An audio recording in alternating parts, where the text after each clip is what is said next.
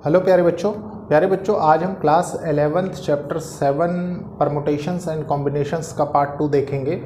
आपने देखा प्यारे बच्चों, हमने एक सिस्टमेटिक वे से प्रीवियस 6 चैप्टर्स फिनिश किए, जिसमें सबसे पहले हमने सेट्स पढ़ा, फिर रिलेशन एंड फंक्शन पढ़ा, उसके बाद ट्रिग्नोमेट्रिक फंक्शंस पढ़ा, फिर हमने प्रिंसिपल ऑफ मैथमेटिकल इंडक्शन पढ़ा, उसके बाद हमने complex number and quadratic equations पढ़ा। लास्ट चैप्टर हमने लीनियर इनइक्वालिटीज़ बहुत अच्छे से फिनिश किया है और हम परमुटेशन एंड कॉम्बिनेशन का फर्स्ट पार्ट ऑलरेडी देख चुके हैं, जिसमें हमने फैक्टोरियल नोटेशंस प्लस कुछ बेसिक प्रॉब्लम्स की। बेसिक प्रॉब्लम्स प्यारे बच्चों क्यों की, उसके पीछे रीजन है। आप जानते हैं कि इस पे बेस्ड एक्सरसाइज 5.2 है, या मतलब आगे कुछ आपको पढ़ना है, ठीक है। ये आपकी कैलकुलेशंस को इजी करता है, मैंने प्रीवियसली बताया भी है आपको, इसलिए थोड़ा सा हमको बेसिक समझना जरूरी था, प्लस एक अप्रोच कहीं ना कहीं से तो शुरुआत करनी ही पड़ती है, ठीक है। अब हम देखिए परमुटेशंस के बारे में सबसे पहले सीखेंगे और कॉम्बिनेशंस के बारे में, मतलब एक सिस्टम बना हुआ है। जैसे फैक्टोरियल के बारे में आपने सीख लिया, परमुटेशन पढ़ेंगे, फिर कॉम्बिनेशन पढ़ेंगे, इसीलिए एक सिस्टम से हमको पढ़ना जरूरी है। प्यारे बच्चों, ये एक इनिशिएटिव है उन बच्चों के लिए जो बच्चे महंगी पढ़ाई नहीं अफोर्ड कर सकते, प्लस एक अच्छी अपॉर्चुनिटी उन बच्चों के लिए है जो बच्चे अपने क्लास 11th और क्लास 12th के साथ साथ कोई भी कॉम्पिटिटिव एग्जाम टारगेट कर रहे हैं। तो देखिए बच्चों, सबसे पहले परमुटेशंस क्या होता है, मैं आपको सबसे पहले वन लाइन डेफिनेशन के साथ बताऊंगा, फिर जिस भी सिस्टम से हम आगे बढ़ेंगे आप देखेंगे कि एक एक चीज़ आपको बहुत अच्छे समझ में आए। देखिए क्या है permutations. Arrangement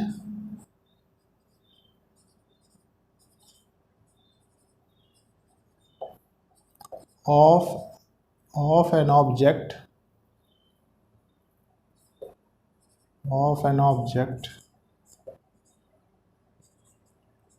in a definite order। तो इसको क्या कहते हैं, तो इसको परमुटेशंस कहते हैं। मतलब यहाँ पे किस चीज़ की बात होती है, दो चीज़ों की। किस किस चीज़ की, देखिए अरेंजमेंट और डेफिनेट ऑर्डर की। प्यारे बच्चों, एक चीज़ बहुत अच्छे से समझिए, ऑर्डर का मतलब ये नहीं है कहीं आप सोचें कि पता लगे आपको कोई वर्ड दे दिया गया। मैं बताता हूँ, डिफरेंस समझने की कोशिश करिए सर। देखिए एग्जाम्पल, मान लीजिए एक वर्ड है कोई रोज, ठीक है। अब आपसे कह दिया कि आप इसके अरेंजमेंट्स बताइए, तो पता लगे आपने ऐसे लाइन बना ली, आप बताने लग गए कि एक तो रोज हो गया, ठीक है, फिर इसके बाद फिर बना ली, फिर आपने बता दिया कि डेफिनेट ऑर्डर बनने हैं इसके, तो मान लीजिए एक OSER हो गया। फिर आपने बताया नेक्स्ट कि देखिए SERO हो गया, ठीक है। फिर आपने बनाया। तो प्यारे बच्चों, ऐसे आपको नहीं बनाना है, ठीक है, ये प्रोसेस नहीं है, इस पर कैलकुलेट करना है एक तरीके से, आप ये समझ लीजिए। इसीलिए यहाँ पे हम फैक्टोरियल पढ़ते हैं, इसीलिए ज़रूरत पड़ती है हमको फैक्टोरियल को जानने के लिए, ठीक है। इसीलिए मैंने आपको सबसे पहले लेक्चर में ही बता दिया कि कुछ बेसिक प्रॉपर्टीज़ आप फैक्टोरियल की समझिए, ताकि आप क्वेश्चंस को बहुत ईजिली हैंडल कर सकें। तो प्यारे बच्चों, ये आपको इस तरीके से एग्जाम में नहीं पूछा जाता, ठीक है। अब देखिए इसमें क्या है कि पॉसिबल कंडीशंस पूछी जाती है। जैसे मान लीजिए कि इसके कितने अरेंजमेंट्स पॉसिबल हैं, वो चीज़ आपको पता होनी चाहिए, बना के नहीं दिखाना पड़ता है, पहली कंडीशन। दूसरी क्या है, देखिए सॉरी, देखिए कॉम्बिनेशंस क्या होता है। कॉम्बिनेशन होता है प्यारे बच्चों selection of an object, selection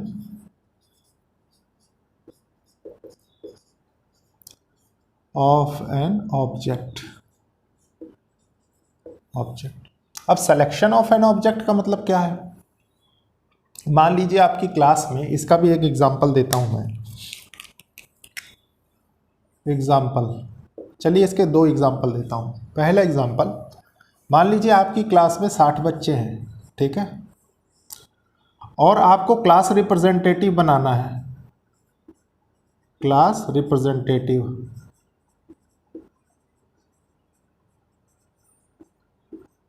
कितने बच्चे, 2 बच्चे, ठीक है। तो आप सोच के देखिए कि आपको इन 60 में से 2 बच्चे क्या करने, अरेंज नहीं करने हैं कि आप कोई एक ऑर्डर में बिठा के अरेंज कर देनी, वो नहीं करना, आपको सेलेक्ट करना है, ठीक है। और इसी सेलेक्ट के प्रोसेस को क्या बोलते हैं, कॉम्बिनेशन, पहली कंडीशन। दूसरी, मान लीजिए एक एग्जांपल और देता हूं मैं आपको। आपने लास्ट क्लास में, मतलब क्लास 10th में, well shuffle pack of 52 cards देखा होगा, मतलब प्लेइंग कार्ड्स। ठीक है, उसमें कितने कार्ड्स होते हैं? 52 कार्ड्स। अब प्यारे बच्चों 52 कार्ड्स होते हैं। मान लीजिए आपसे कोई कहे इसमें से आपको 2 एस कार्ड निकालने हैं, 2 एस कार्ड्स। ठीक है, तो प्यारे बच्चों ये किसका प्रोसेस हो गया? देखिए ये सिलेक्शन का प्रोसेस हो गया ना, सिलेक्शन का। तो प्यारे बच्चों ये बेसिक टर्मिनोलॉजीज है, बस आपको सिर्फ फर्क समझ में आना चाहिए कि परमुटेशन का मतलब क्या होता है, कॉम्बिनेशन का मतलब क्या होता है। ठीक है, ये था कॉम्बिनेशन का मतलब। देखिए सिलेक्शन। अब इसके बाद हमें क्या करना है? फंडामेंटल प्रिंसिपल ऑफ काउंटिंग सबसे पहले आपको सीखनी है, जिसके अंदर आपको 2 कंडीशंस बहुत अच्छे से समझ में आनी चाहिए। क्या? सबसे पहले फंडामेंटल प्रिंसिपल ऑफ मल्टीप्लिकेशन और फंडामेंटल प्रिंसिपल ऑफ एडिशन। तो सबसे पहले प्यारे बच्चों मैं इसको रफ करता हूं, उसके बाद उनकी डेफिनेशंस नोट करता हूं, फिर उन पे बेस्ड आपको प्रॉब्लम्स करवाता हूं। देखिए प्यारे बच्चों सबसे पहले हम क्या पढ़ेंगे? फंडामेंटल प्रिंसिपल ऑफ काउंटिंग में फंडामेंटल प्रिंसिपल ऑफ मल्टीप्लिकेशन। अब फंडामेंटल प्रिंसिपल ऑफ मल्टीप्लिकेशन क्या होता है, देखिए अच्छे से समझेंगे इसको। If an event can occur in m different ways, कोई इवेंट है, कोई काम हो रहा है, वो m डिफरेंट वेज से हो रहा है, following which another event can occur in n different ways, और दूसरा इवेंट कोई हो रहा है वो n डिफरेंट वेज से हो रहा है, then the total number of occurrence of events in the given order is m into n तरीके से होगा। मतलब टोटल इवेंट जो होगा वो m इंटू n वेज से होगा। अब इसका एक एग्जांपल देता हूं प्यारे बच्चों मैं आपको। देखिए मान लीजिए आपके पास 3 पैंट्स हैं, ठीक है, और 2 शर्ट्स हैं। तो हम 3 पैंट्स को सबसे पहले नाम दे दें। देखिए P1, P2 और P3। और प्यारे बच्चों हम शर्ट्स को नाम दे दें, देखिए S1 और S2। तो देखिए आपके पास फर्स्ट कंडीशन के लिए कितने m वेज हो गए और सेकंड कंडीशन के लिए n वेज हो गए।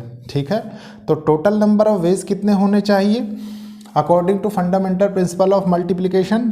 m इंटू n, मतलब 3 इंटू 2 6 होने चाहिए। ठीक है, अब इसको हम चेक कर लेते हैं। क्रॉस चेक करने का तरीका क्या है? देखिए मान लीजिए 3 पैंट्स हो गई आपके पास, P1, P2, P3। ठीक है, 2 शर्ट हैं आपके पास। यहाँ से देखिए 2 शर्ट बनाते हैं इसमें, S1 और S2। फिर देखिए S1, S2, फिर देखिए S1, S2। अब प्यारे बच्चों देखिए P1 पैंट के साथ या तो शर्ट S1 हो सकती है या तो शर्ट S2 हो सकती है। तो यहाँ से एक तो पॉसिबिलिटी क्या बनी, देखिए P1 S1, दूसरी क्या बनी P1 S2। नेक्स्ट इसमें देखिए P2 पैंट के साथ कौन कौन सी शर्ट चल सकती है, S1 S2। तो P2 S1 हो गया और P2 S2 हो गया। सेम देखिए P3 है, पैंट P3, P3 भी 2 शर्ट्स के साथ चल सकती है। तो P3 S1 और P3 S2। अब प्यारे बच्चों आपको क्रॉस चेक करना था ना, देखिए कि m डिफरेंट वेज से एक कंडीशन अकर हो रही है और n डिफरेंट वेज से नेक्स्ट कंडीशन अकर हो रही है। तो टोटल नंबर ऑफ कंडीशंस कितनी होंगी? 6 बननी चाहिए। तो देखिए कितनी हो रही हैं, ये काउंट करिए। देखिए 1 2 3 4 5 6। तो यही है प्यारे बच्चों कितना क्या मतलब फंडामेंटल प्रिंसिपल ऑफ मल्टीप्लिकेशन। ठीक है, आप इसी को कह सकते हैं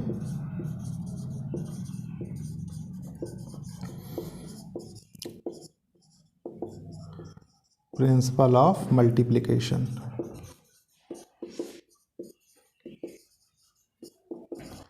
अब प्यारे बच्चों इसको ध्यान रखिए और इसको ध्यान रखिए। ठीक है, अब मैं आपके साथ इसी में fundamental principle of addition discuss करता हूं और सिर्फ आपको फ़र्क महसूस करना है कि क्या फ़र्क होता है। ठीक है, तो देखते हैं। देखिए प्यारे बच्चों, अब हम देखेंगे फंडामेंटल प्रिंसिपल ऑफ एडिशन क्या होता है।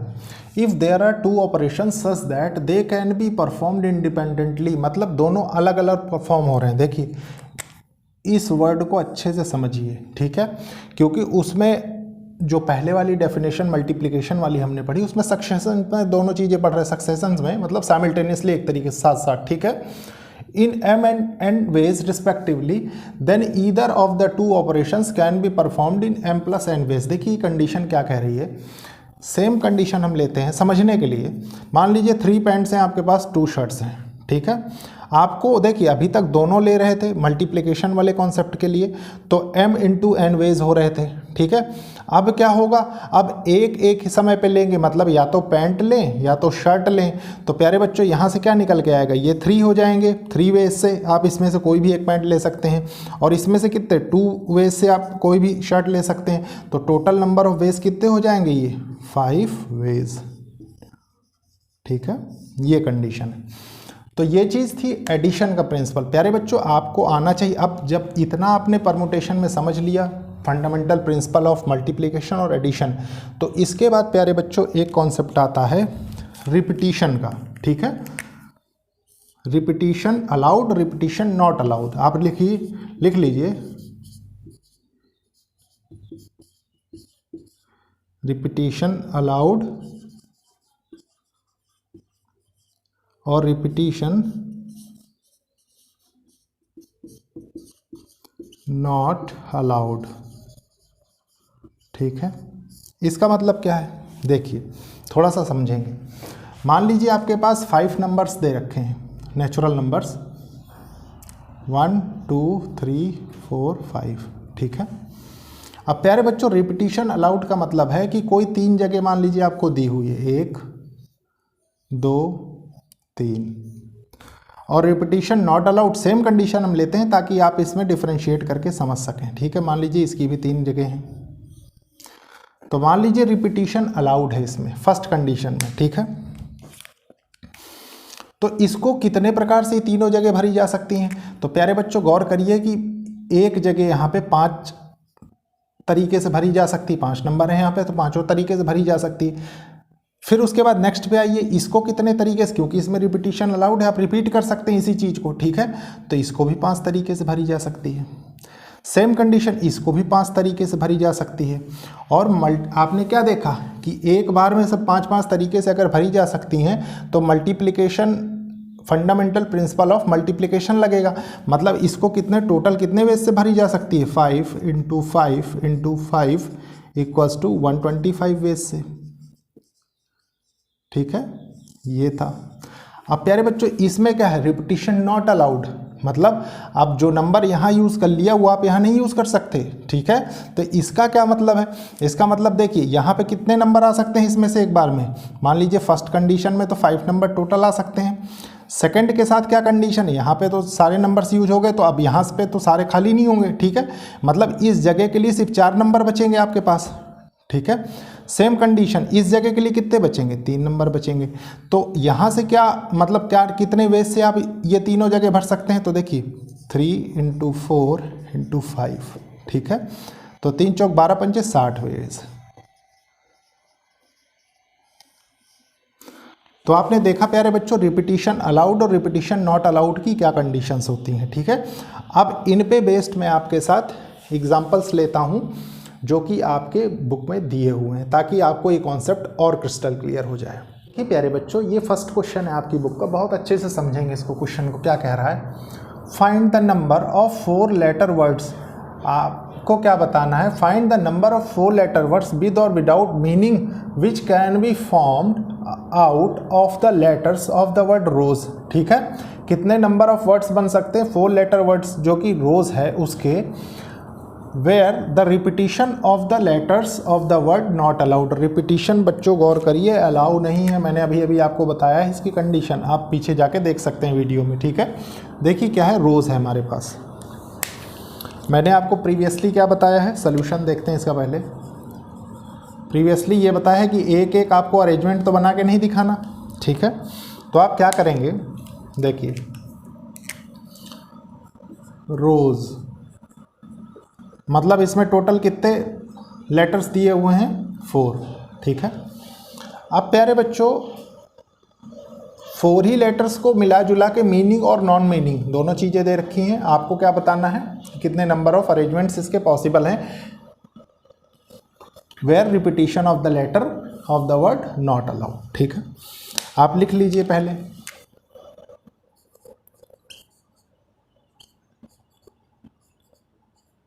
Repetition of the letters of the word not allowed. इसकी कंडीशन हम पहले चेक करेंगे, ठीक है। तो देखिए क्या होगा, मान लीजिए आपको 4 जगह है, ठीक है, 4 जगह भरनी है। अब पहली जगह रिपीटिशन अलाउड नहीं है तो पहली जगह तो 4 ही चीज़ों से भर जाएगी, ठीक है।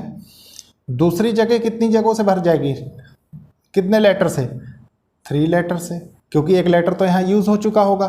फिर नेक्स्ट जगह कितने लेटर से भर जाएगी, 2 लेटर से। उसके बाद कितने लेटर बचेंगे, सिर्फ 1, ठीक है। तो इसका मतलब क्या है, fundamental principle of count multiplication से देखिए 4 × 3 × 2 × 1, ठीक, कितना हो गया, देखिए 4 3 जा 12 2 जा 24 वेज टोटल हो जाएंगे। इस क्वेश्चन का आंसर प्यारे बच्चों 24 वेज होगा। लेकिन इसी में थोड़ा सा एडिशनल मैं आपको बताता हूँ, इस क्वेश्चन में नहीं गिवन है। मान लीजिए रिपीटिशन अलाउड हो, ठीक है, आप लिखें कंडीशन,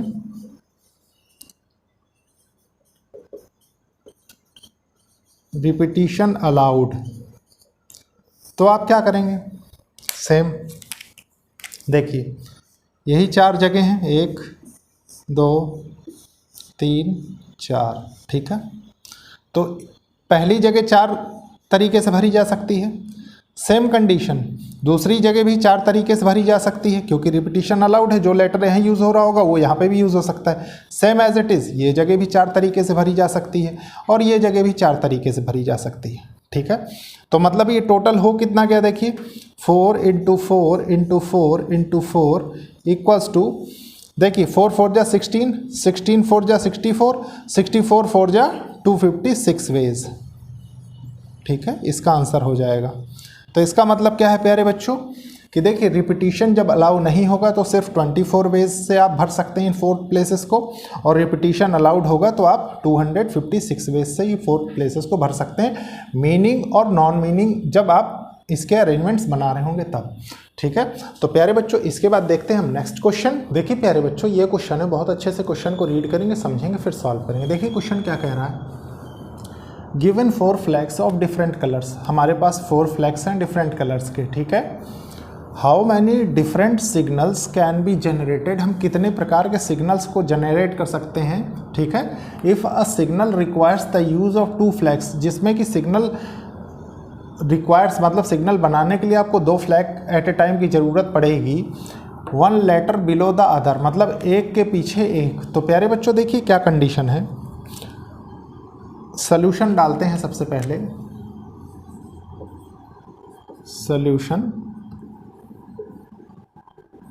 सॉल्यूशन 2 का, ठीक है, बहुत अच्छे से समझेंगे। 4 फ्लैग्स हैं, देखिए आपके पास 4 फ्लैग्स, ठीक है। एग्जैक्ट कंडीशन क्या कह रहा है कि उसको एक सिग्नल पास करना है, ठीक है, और ये 4 फ्लैग्स 4 कलर के फ्लैग्स जो हैं इनको उसको यूज़ करना है, मतलब एक के पीछे एक। तो प्यारे बच्चों मान लीजिए एक के पीछे एक का मतलब ऐसे मान लीजिए कि एक बॉक्स है, एक फ्लैग यहाँ लग गया, ठीक है, दूसरा फ्लैग यहाँ लग गया। अब ऐसे करने में प्यारे बच्चों सबसे पहली कंडीशन देखिए, मान लीजिए ये फर्स्ट प्लेस है, ठीक है, फर्स्ट फ्लैग यहाँ पे आएगा तो फर्स्ट फ्लैग कितने तरीके से भरा जा सकता है, 4 तरीके से भरा जा सकता है, ठीक है। और प्यारे बच्चों सेकंड फ्लैग कितने तरीके से, क्योंकि देखिए क्या लिखा है 1 बिलो द अदर, ये अपने आप में क्या बता रहा है कि रिपीटिशन नॉट अलाउड। इस लैंग्वेज को समझने की कोशिश करिए, रिपीटिशन नॉट अलाउड, यही चीज़ समझने वाली होती है, ठीक है। तो पहली जगह तो उसने 4 प्रकार से भर ली। अब दूसरी जगह पे कितने प्रकार से फ्लैग आ सकता है? 3 तरीके से, क्योंकि एक तो यहाँ ऑलरेडी यूज हो रहा होगा सिग्नल पास करने के लिए, तो 3। तो टोटल नंबर ऑफ वेज कितने हो गए? टोटल नंबर ऑफ वेज हो गए प्यारे बच्चों 4 × 3 = 12 वेज। मतलब 12 वेज से वो सिग्नल पास कर सकता है एक बार में। ठीक है, तो प्यारे बच्चों ये था क्वेश्चन सेकंड। अब हम देखेंगे क्वेश्चन थर्ड। देखिए प्यारे बच्चों, अब हम देखेंगे क्वेश्चन थर्ड। क्वेश्चन थर्ड क्या कह रहा है, बहुत अच्छे से समझेंगे। How many 2 digit even numbers can be formed? कितने 2 डिजिट्स इवन नंबर बनाए जा सकते हैं from the digits 1 2 3 4 5 if the digits can be repeated. मतलब रिपीटिशन अलाउ है, गौर करिए ये। ठीक है,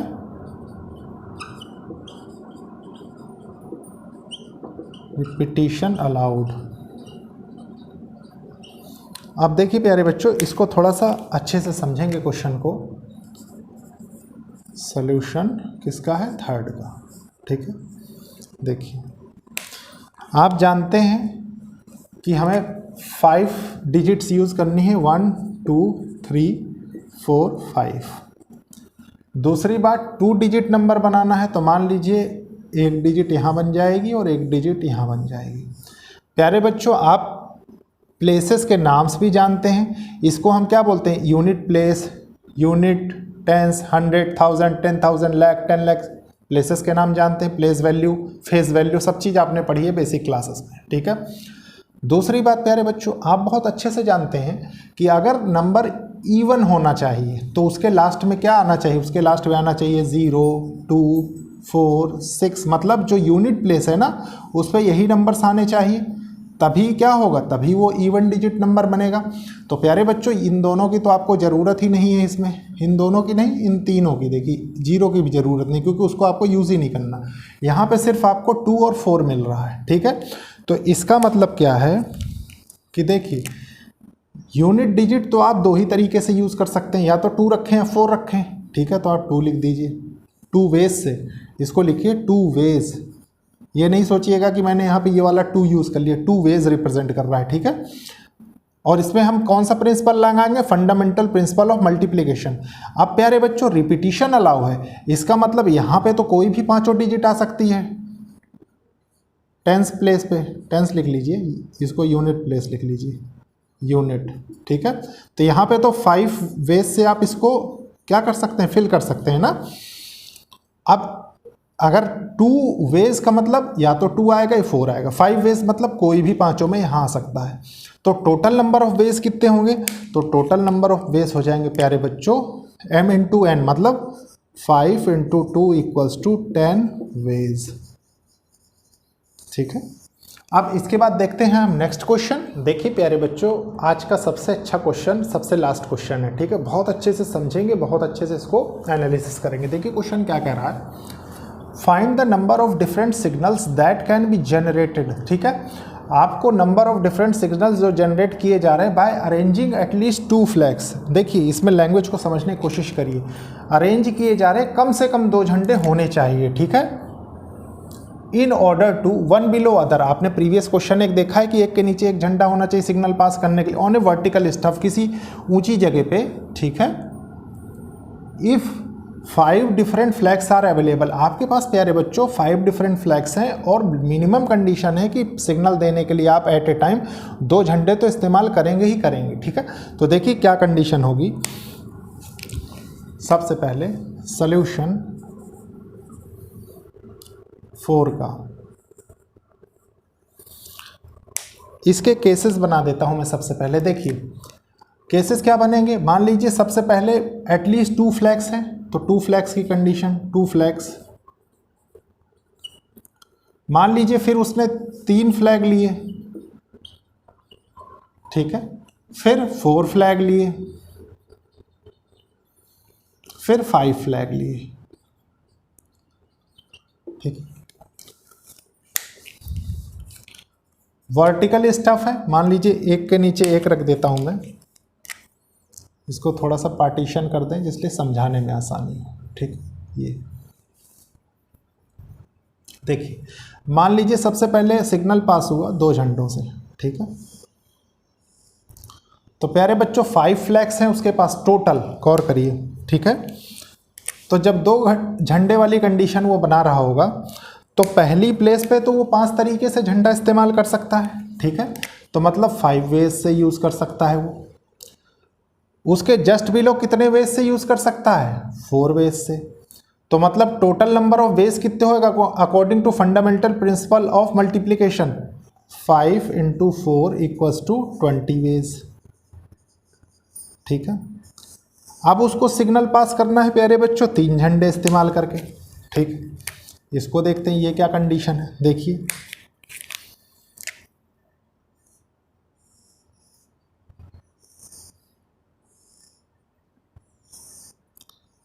वर्टिकल स्टफ है, ठीक है। पहली जगह पे वो 5 झंडों में से 5 झंडे इस्तेमाल कर सकता है। दूसरी जगह पे वो 4 झंडे इस्तेमाल कर सकता है। तीसरी जगह पे वो 3 झंडे इस्तेमाल कर सकता है, क्योंकि एक एक झंडा तो लगा रहेगा ना जब वो सिग्नल पास कर रहा होगा। एट ए टाइम 3 झंडे होने चाहिए, ठीक है। तो टोटल नंबर ऑफ वेज कितने हो गए देखिए, 5 × 4 × 3 according to fundamental principle of multiplication, ठीक है। 5 × 4 = 20, 20 × 3 = 60, 60 वेज हो गए। मतलब जब वो 3 झंडे यूज़ कर रहा होगा तब वो 60 प्रकार से सिग्नल को पास कर सकता है। नेक्स्ट कंडीशन देखिए क्या है, जब 4 फ्लैग्स इस्तेमाल हो रहे होंगे,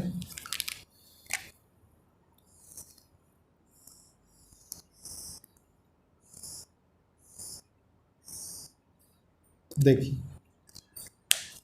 अब फर्स्ट पोजीशन अगेन कितने तरीके से भरी जा सकती है? 5 झंडे हैं तो 5 तरीके से भरी जा सकती है, ठीक है। 5 तरीके से यहाँ पे झंडा कोई भी लगाया जा सकता है। फिर एक झंडा तो यहाँ लगा रहेगा सिग्नल पास करने के लिए। नेक्स्ट पोजीशन पे 4 टाइप से आप झंडे को यूज़ कर सकते हैं, ठीक है।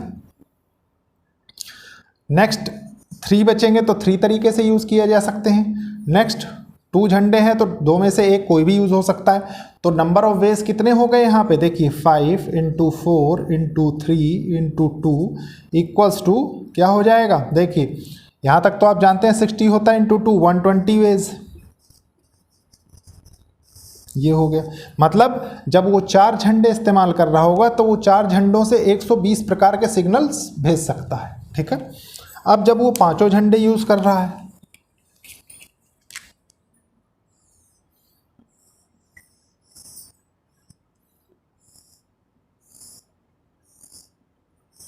देखिए, तो पहली जगह कितने प्रकार से झंडे भर सकता है वो? 5 में से कोई भी रख सकता है। दूसरी जगह पे 4 में से कोई भी रख सकता है, क्योंकि एक तो यहाँ यूज़ हो रहा होगा, फिर एक यहाँ यूज़ हो रहा होगा। फिर देखिए थर्ड प्लेस 3 तरीके से, सेकंड प्लेस 2 तरीके से, और ये क्या है 1 तरीके से। तो देखिए कितना निकल के आएगा, 5 × 4 × 3 × 2 × 1 according to fundamental principle of multiplication, ये हो जाएगा 120 वेज। अब आपको टोटल नंबर ऑफ वेज बताने हैं तो आप इन सबको ऐड कर दीजिए बस। देखिए total number of ways for signal